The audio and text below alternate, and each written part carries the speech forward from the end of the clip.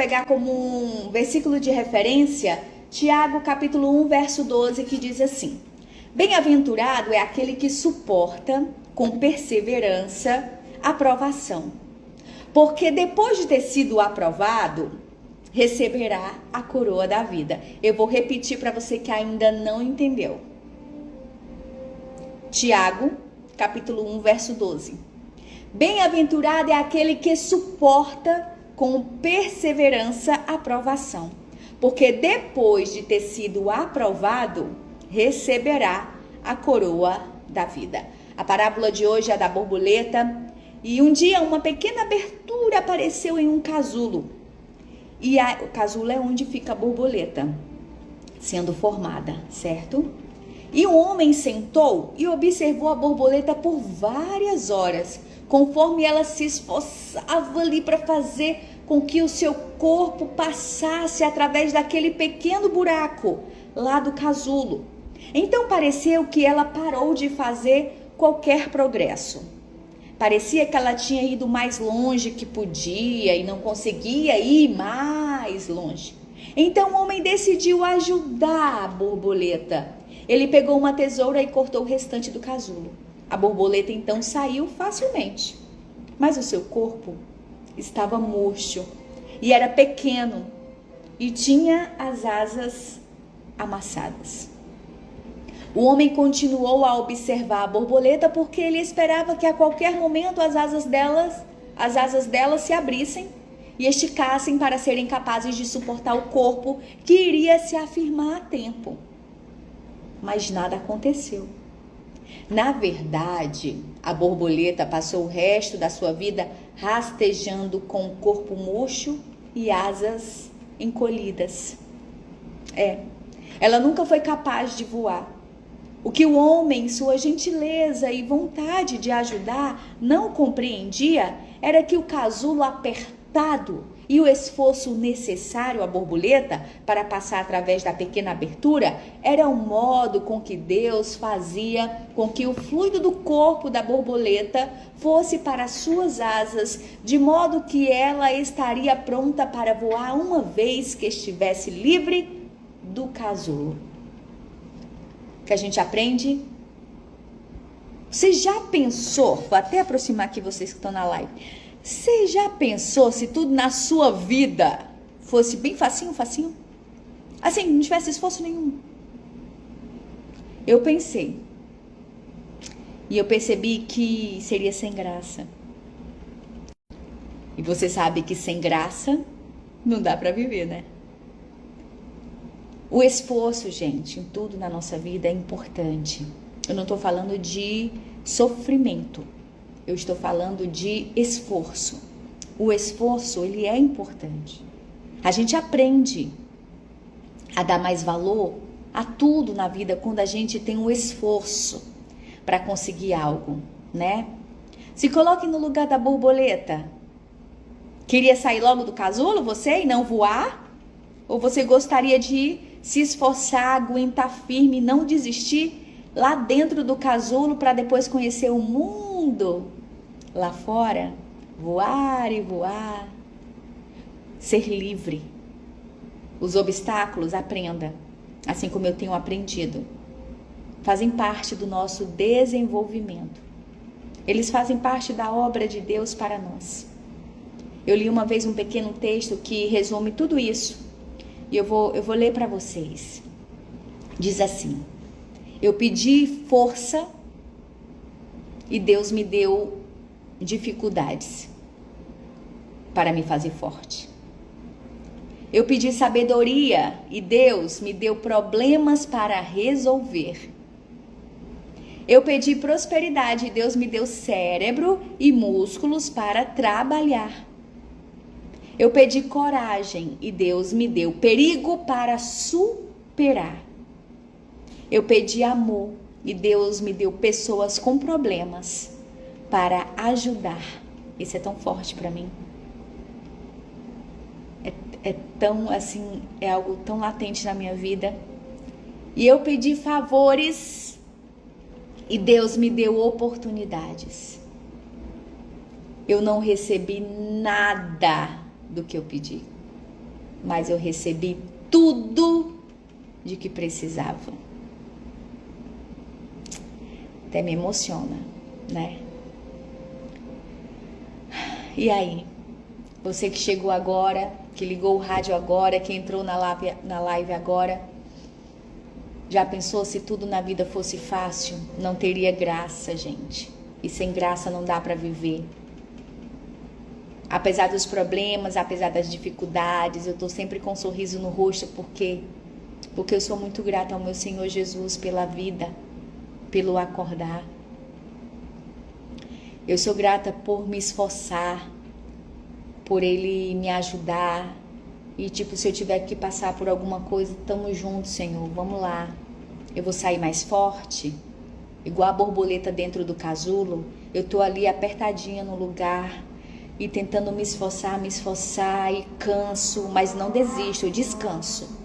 Eu descanso, tento de novo sair ali daquele casulo e a força que eu faço, essa força vai para as minhas asas que estão sendo formadas.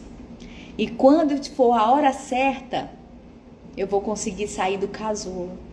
E aí eu vou voar.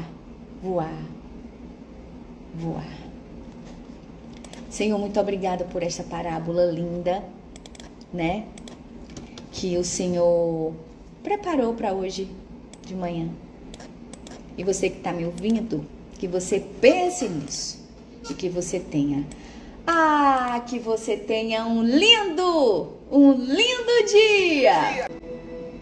Jesus, obrigada por mais um dia, obrigada pelo acordar, obrigada pela palavra, o pão quentinho, o pão espiritual que eu recebi hoje pela manhã, que me deu coragem, perseverança, aquele espírito de liderança também habita em mim, depois de ouvir aquela palavra em Gideão. Hoje o pastor Gessé pregou na hora do clamor, em Juízes, né? Juízes capítulo 7, versos do 11 ao 16, e eu vou repetir aqui na nossa oração, para que a gente possa ficar um pouquinho ainda mais corajoso e não medroso, né? E entender que precisamos confiar no Senhor. Em Juízes 7, Juízes é o 7º livro da Bíblia, né?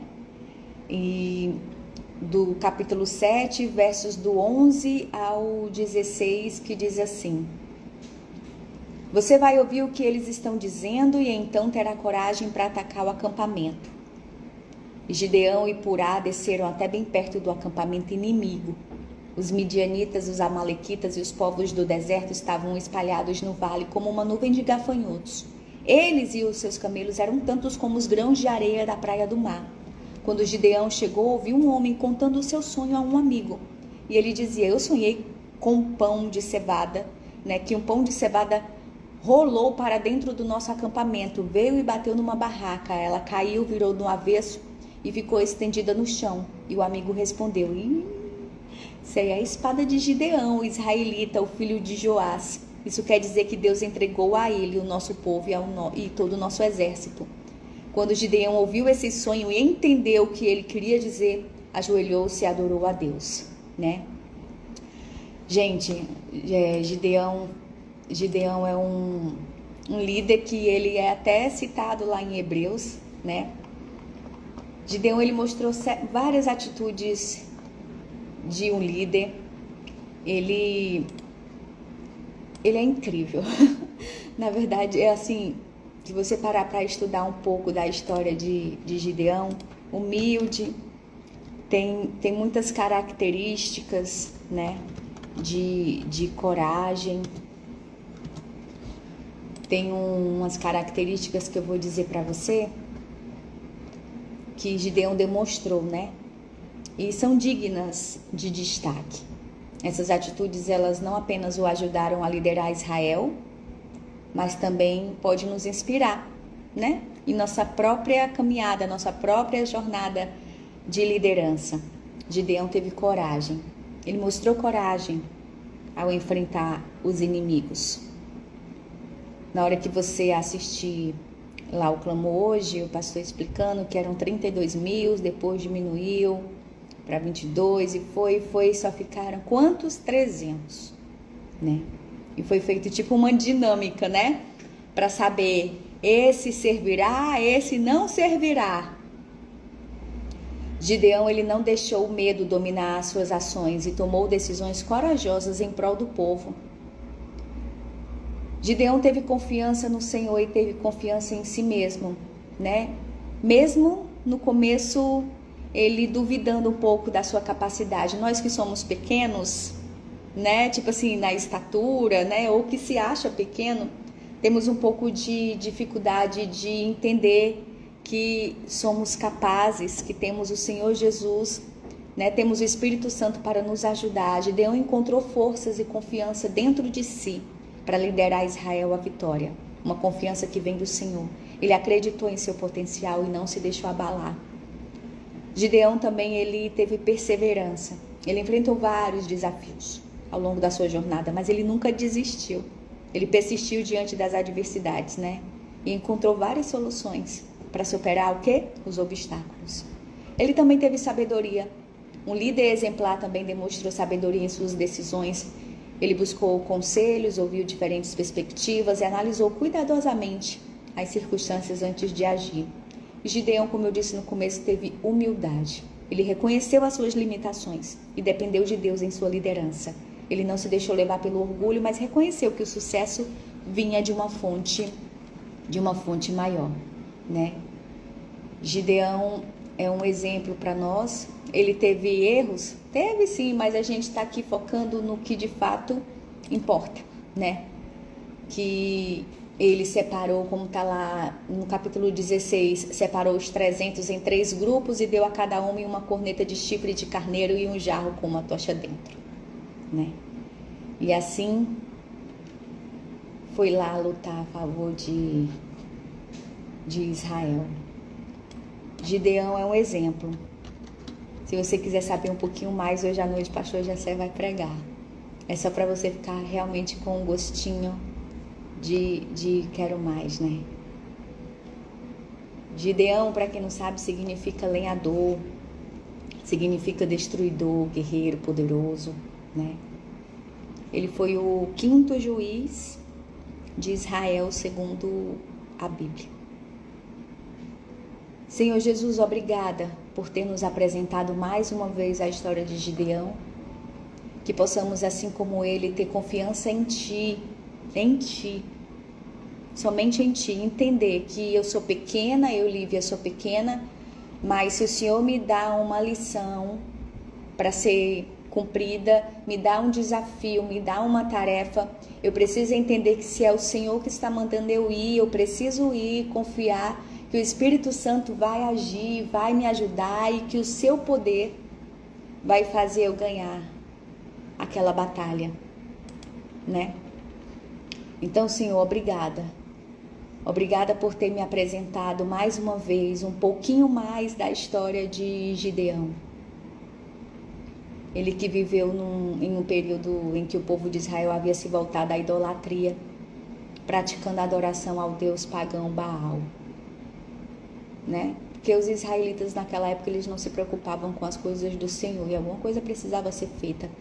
Eles acabaram se tornando presas fáceis dos midianitas, um povo beduíno que dominava aquela área, né?